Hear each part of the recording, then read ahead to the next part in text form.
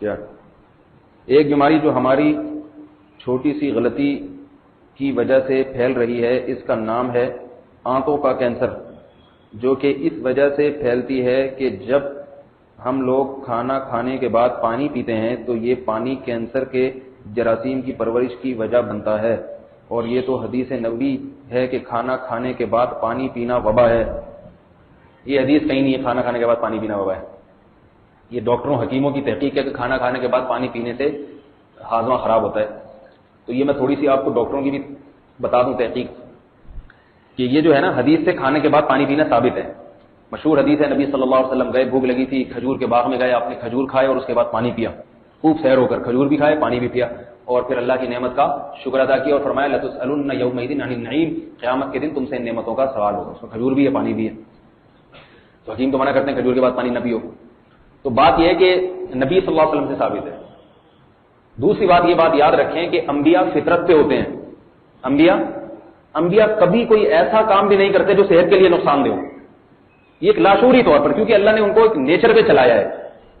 قہوہ، چائے، گٹکے، یہ ہماری بدعتیں ہیں، انبیاء کی خوراکیں ہمیشہ اچھی ہوتی ہیں۔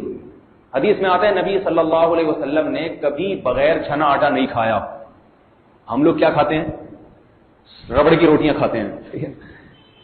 اگر نبی اس کا الٹا برعکس ہوتا کہ نبی صلی اللہ علیہ وسلم بغیر چھنے کے آٹے کی روٹی کھاتے تو اس کا مطلب پھر کیا ہوتا ہے کہ وہ اس میں صحت ہے۔ انبیاء ایسی چیز نہیں کھاتے کبھی جو انسانی فطرت کے تقاضوں پر پوری طرح نہیں اترتی۔ اللہ نے انبیاء کو جسمانی لحاظ سے بھی فطرت پہ چلایا ہوتا ہے، ان کا گفتار، ان کے کردار، ان کی چال تک، انبیاء کی چال ہمیشہ معتدل ہوتی ہے، انبیاء کی شکل و صورت معتدل ہوتی ہے، خوبصورت ہوتے ہیں، بدصورت کوئی نبی نہیں پیدا ہوئے، صحت مند ہوتے ہیں، بیمار نہیں ہوتے۔ حضرت ایوب علیہ السلام کو ایک آزمائش کے طور پہ بیمار کیا گیا تھا، ورنہ انبیاء سارے صحت مند ہوتے ہیں۔ تو ہر لحاظ سے انبیاء میں کمال ہوتا ہے۔ تو انبیاء کی خوراکوں پہ اگر آپ غور کریں گے، وہ خوراکیں بھی بہت اچھی ہوتی ہیں۔ نبی صلی اللہ علیہ وسلم جو کی روٹی کھاتے تھے، جو کی روٹی موٹاپا نہیں پیدا کرتی، گندم کی روٹی کھا کھا کے موٹے ہو رہے، طاقت زیادہ ہے نا گندم میں تو موٹے ہو رہے ہیں۔ اسی طرح نبی صلی اللہ علیہ وسلم نے کھجوریں کھائی ہیں ساری زندگی۔ کھجور بہت بہترین چیز ہے، کسی بھی ڈاکٹر حکیم سے پوچھ لیں، اس میں بہت زیادہ پروٹین ہوتے ہیں، بہت غذائیت ہے اس میں۔ شہد آپ صلی اللہ علیہ وسلم نے، دودھ بکری کا پیا ہے بہت زیادہ، آپ صلی اللہ علیہ وسلم نے بکریاں چرائی ہیں، اونٹنی اور بکری کا دودھ، ہم بھینس کا پیتے ہیں، بھینس جیسے ہوتے چلے جا رہے ہیں بھینس کا دودھ پی کے۔ اونٹنی کا دودھ اب دیکھو کتنے اس کے ڈاکٹر فضائل بیان کرتے ہیں۔ نبی صلی اللہ علیہ وسلم نے اس لیے نہیں کہ اس کے فضائل تھے، بلکہ اللہ نے اپنے نبی کے لیے وہی خوراک تجویز کی جو اللہ کے علم میں تھی کہ یہ بہتر ہوگی۔ تو آپ صلی اللہ علیہ وسلم تو حکیم نہیں تھے، حکیم سمراد، یہ طبیب والے حکیم یہ نہیں تھے کہ اونٹنی کے دودھ کے فضائل آپ کو معلوم تھے اس لیے آپ نے کی، بلکہ آپ کو ایسی سرزمین پر پیدا کیا گیا جہاں اونٹنی کا دودھ آپ صلی اللہ علیہ وسلم کو پینے کو ملے۔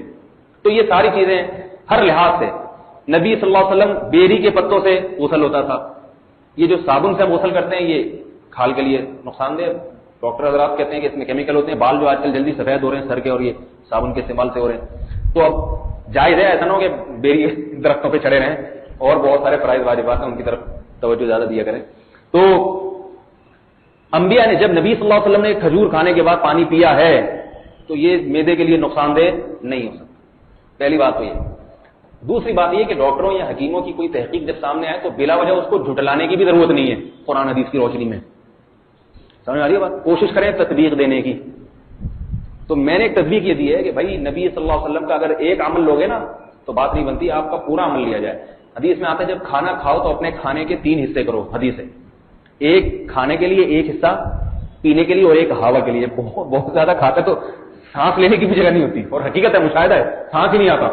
تو آپ نے سادہ تعبیر فرمائی کہ سانس کے لیے بھی جگہ چھوڑو اور پانی کے لیے بھی۔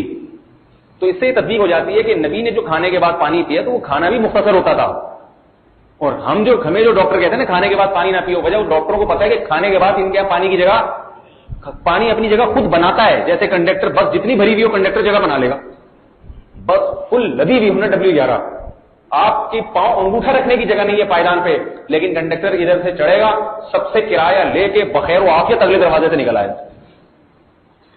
کیوں؟ وہ ٹرینڈ ہے، مگر اس کا نتیجہ کیا نکلتا ہے؟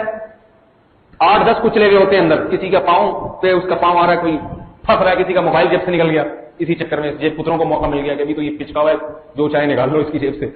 تو کنڈکٹر جو ہے نا بنا لیتا ہے۔ تو جب کھانا کھایا اور پانی، اور وہ پانی بھی ٹھنڈا پیا جاتا ہے، نبی صلی اللہ علیہ وسلم یہ فریج کا ٹھنڈا پانی نہیں پیتے تھے، وہ کنویں کا ٹھنڈا پانی ہوتا تھا جو نیچرل ایک اس میں ٹھنڈک ہوتی تھی، وہ زیادہ ہوتا بھی نہیں ٹھنڈا۔ اب ہم جب خوراک کھاتے ہیں تو اس میں جب یخ ٹھنڈا پانی پیتے ہیں تو وہ معدے کی جو حرکت ہے نا وہ اینٹی کلاک وائز ہوتی ہے، بلکہ کلاک وائز ہوتی ہے وہ معدے کی حرکت۔ تو وہ ٹھنڈ جو ہے نا اس کو ٹھنڈی چیز کا کام ہے حرکت کو کم کرنا. ہلتی ہوئی چیز کو فریج میں بند کر دیں تھوڑی دیر میں رک جائے گی وہ. تو وہ میدا پھر جو ہے نا وہ پوری طرح گھومتا نہیں ہے, آہستہ آہستہ گھومتا ہے, قبض ہو جاتا ہے یہ وغیرہ وغیرہ, خوراک بھی پھول جاتی ہے. تو اس طرح سے نبی صلی اللہ علیہ وسلم کی حدیث میں اور ڈاکٹروں کی بات میں تطبیق ہو جاتی ہے. تو اس لیے یہ جو حدیث ہے یہ بار بار ثابت نہیں کھانے کے بعد پانی پینے والی. آج کل طب نبوی کے نام سے جو کتابیں آ رہی ہیں اس میں موضوع من گھڑت حدیثیں بہت ہوتی ہیں, یاد رکھو. حکیموں نے نا اپنے فائدے کے لیے, جیسے ہجامہ والوں نے کچھ حدیثیں تو صحیح ہیں لیکن وہ ان کو پتہ ہے یہ 5-6 صحیح حدیثوں سے بات بنے گی نہیں, تو لہٰذا پھر موضوع من گھڑت ہجامہ اتنے ٹائم پر اتنے بج کے اتنے منٹ پہ جس نے کر لیا تو اس کو یہ ہو جائے گا یہ ہو جائے گا. جو شہد کا بزنس کرتا ہے وہ شہد پر حدیثیں, نہار منہ شہد کی الگ حدیث, کھانے کے بعد کے شہد کی پانی میں ڈال کے الگ, نیمبو نچوڑ کے پینے کی الگ, ایسی ایسی حدیثیں کہ اللہ کی پناہ. تو ان سے ذرا ہوشیار رہا کریں.